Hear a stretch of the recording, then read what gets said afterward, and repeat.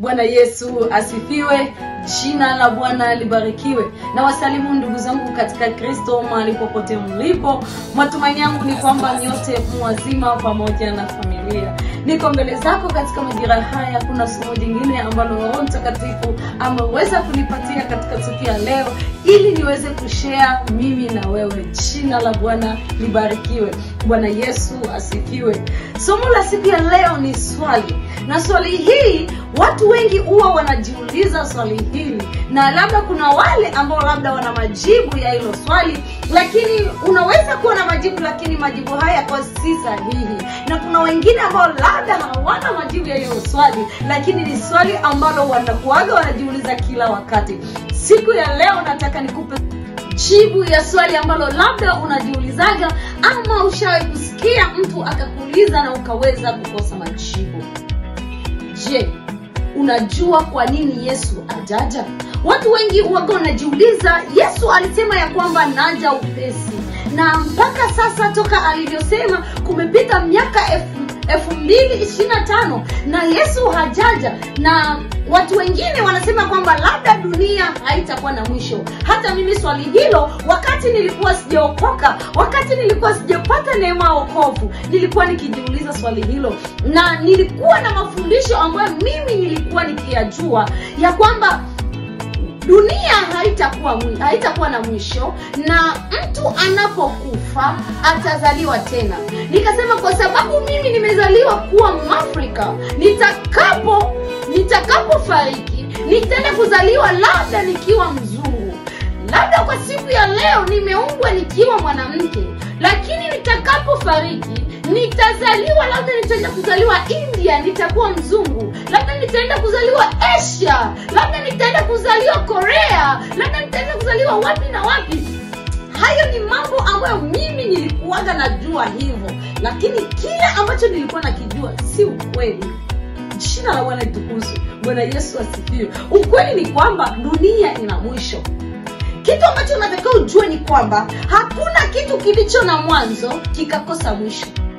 Kama wewe mwanzo wako mama yako na baba yako walikutana pamoja, mama yako akabeba mimba yako, mimba ya dakika ikaenea mimba ya siku, ikaenea mimba ya mwezi, ikaenea mimba ya kuweza kuzaliwa miezi 9, ikaenea siku ulipozaliwa, na mpaka leo, ikimaanisha siku kadiri hazikai kwa pamoja, hazikai mahali pamoja, siku zinaenda, na ndivyo ulimwengu utafika mwisho. Kama kuna mwanzo, ujue kuna mwisho. Jina la Bwana litukuzwe. Bwana Yesu asifiwe. Hebu tusome kwanza kwenye kitabu cha Ufunuo, tusikie jinsi gani Kristo aliweza kutupatia ahadi ya kwamba anakuja.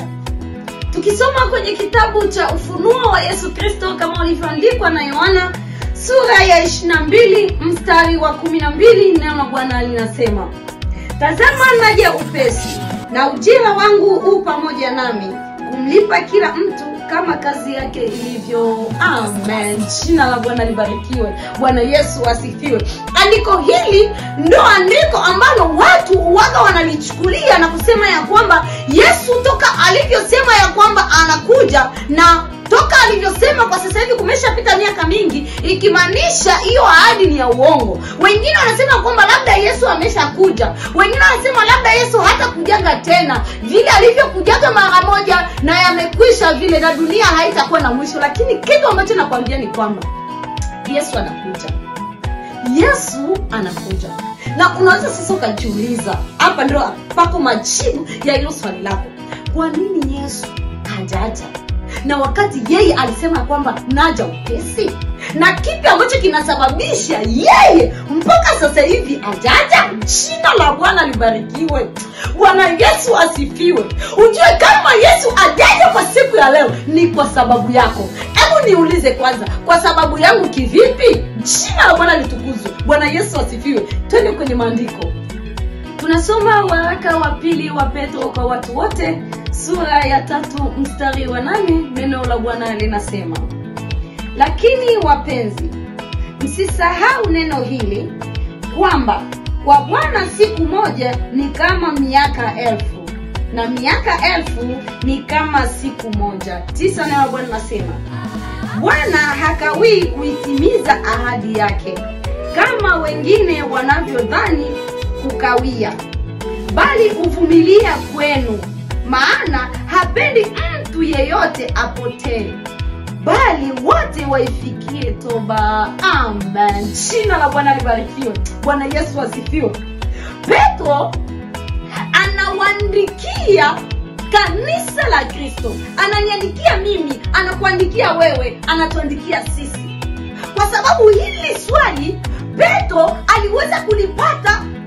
Watu wakasema ya kwamba Petro, toka Yesu alivyosema ya kwamba anakuja, kwa nini mpaka sasa hivi hajaja? Petro akawajibu, akasema hivi, msisahau ya kwamba miaka 1000 kwa Mungu ni kama na siku hii moja, na siku moja ya Mungu ni miaka 1000. Sasa watu wasizani ya kwamba Bwana, huyu Bwana anayezungumziwa hapa ni Kristo. Watu msizani ya kwamba Bwana ukawia kuitimiza ahadi yake. Hapana, bali anavumilia kwenu, kwa sababu Kristo hataki muweze kupotea. Kwa hiyo anavumilia angalau kila mmoja aweze kufikia toba. Unaweza ukaniuliza kwa nini anavumilia? Ngoja nikupe mfano. Kuna mwanaume ambaye anaweza kuwa na mwanamke wake katika ndoa, ama kuna mwanamke anaweza kuwa na mume wake katika ndoa. Unajikuta mwanaume anampenda sana mwanamke kuliko jinsi mwanamke anavyompenda mwanaume. Sasa hiyo ndoa utajikuta kuna tabia ambayo mwanamke anaweza kuwa nayo, anamuonesha mume wake, lakini licha ya hiyo tabia, kwa sababu mwanaume anampenda mke wake, atamvumilia. Anasema labda atageuka, acha nivumilie, labda atabadilika. Na hivyo mwanaume anaweza kuwa na tabia mbaya katika ndoa, anaweza kuwa yuko mlevi, anaweza kuwa anampiga mke wake, anaweza kuwa yuko mkali, lakini unajikuta mwanamke anajitahidi kuwa mpole, anasema acha nivumilie, labda atavumilia, labda. Na hivyo ndivyo ilivyo kwa Kristo wetu. Kristo wetu anashindwa kuja leo kwa sababu yako wewe ambaye hujaokoka, kwa sababu yako wewe ambaye hujatubu, kwa sababu yako wewe ambaye hujajutia dhambi ambazo unazitenda, hujajutia matendo ambayo unayatenda. Na yeye amekuumba kwa sura na mfano wake, hataki uweze kupotea. Jina la Bwana libarikiwe. Bwana Yesu asifiwe. Sijui kama utakuwa umenielewa ndugu yangu. Kwa hiyo kitu ambacho unatakiwa ujue katika siku ya leo, wewe ambaye hujaokoka ndiye uliye chanzo cha kumfanya Kristo asiweze kuja kuweza kutimiza ahadi yake, kwa sababu hataki nafsi yako iweze kupotea. Jina la Bwana libarikiwe.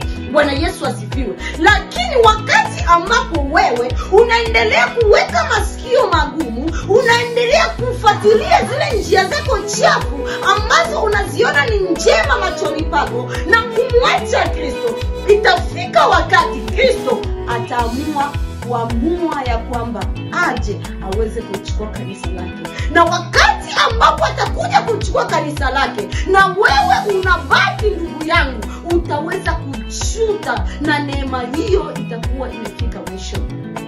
Tujue ya kwamba neema hii ina mwanzo wake na ina mwisho wake.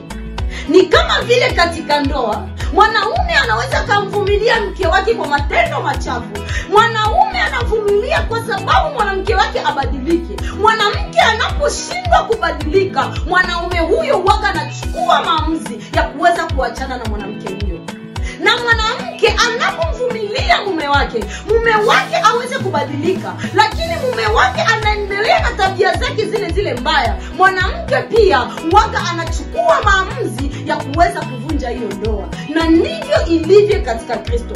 Anapokuvumilia katika muda mwingi, lakini katika njia zako zote haujutii matendo yako, haukumbuki ya kuwa Kristo aliweza kuacha mbingu, akaamua kuja katika ulimwengu, akavaa mwili wa dhambi ili aweze kukuokoa wewe mwenye dhambi. Ukishindwa kutafakari hayo mambo, ujue ya kwamba ipo siku Kristo anaweza kuja.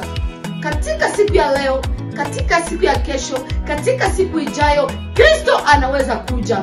Kitu ambacho tunatakiwa ujue kwamba wakati ndio huu wa kuweza kumkubali Kristo kuwa Bwana na Mwokozi wa maisha yako, wa kuweza kumkubali Kristo na kuenenda katika njia ambazo yeye amezikusudia wewe uweze kuzienenda. Niseme tu nakushukuru ndugu yangu kwa sababu umekuwa pamoja nami kuanzia mwanzo hadi mwisho wa video hii. Nitakachokuomba usisahau kusubscribe, kulike na kucomment. Kwa majina naitwa Nicole Katerina Kongolo. Thank you.